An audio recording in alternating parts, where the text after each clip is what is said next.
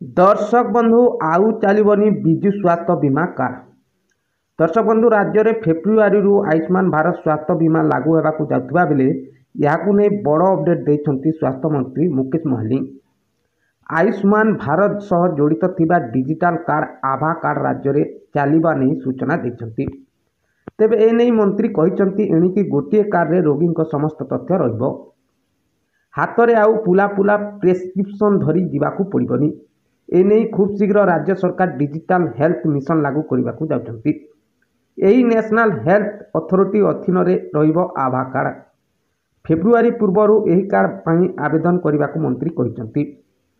तेबे दर्शक बंधु एथि सहित मंत्री आहुरी मध्य कहते एही डिजिटल कार्ड आभारे क्यूआर कोड मध्य रहिबो, जेउथिरे स्कान करने मात्रे रोगींकर समस्त तथ्य एथिरे उपलब्ध थिबो।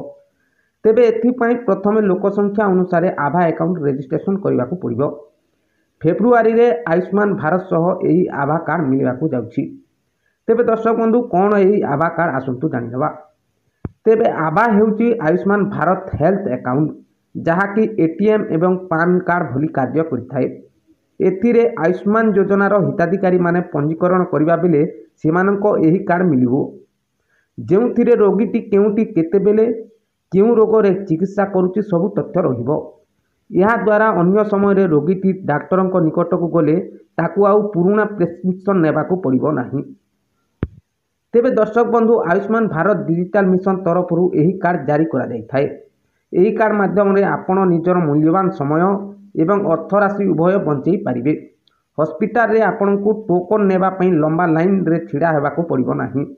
हॉस्पिटल रे लागितिबा क्यूआर कोड को स्कान करिवे एवं हॉस्पिटल को आपणको मेडिकल रिपोर्ट शेयर हो आपण को जहाँ भी ट्रिटमेंट मिलिबो ताहा एही कार्ड रे स्टोर हो जहाँ परवर्ती समय आपण को सहाय्य करिवो। तेबे दर्शक बंधु केमिति करिवे ही आभा कार्ड आवेदन आसंतु जानिबा। आभा एप्लाई करबा पई प्रथमे ऑफिशियल वेबसाइट जे कोनोसी वेबसाइट को आपण जाई ava.abdm.gov.in रे क्लिक करंतु। या परे क्रिएट आभा नंबर रे क्लिक करी आधार कार्ड किंबा ड्राइविंग लाइसेंस माध्यम रे अप्लाई करि परिबे। अकाउंट खोली सारिबा परे आपण देखि परिबे कि आपणको डिजिटल आभा कार्ड शो करिवो, जेउथिरे आपणको नाम सहित क्यूआर कोड एवं आभा नंबर शो करिवो।